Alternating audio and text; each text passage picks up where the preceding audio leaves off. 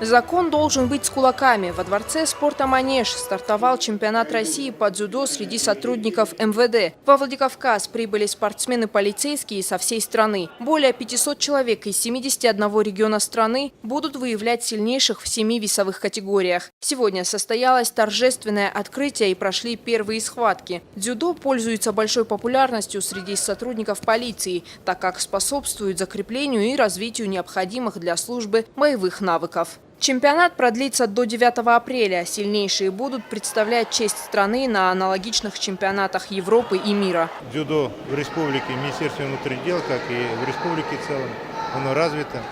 Наши спортсмены являются в клубных чемпионатах России чемпионами 2013 года.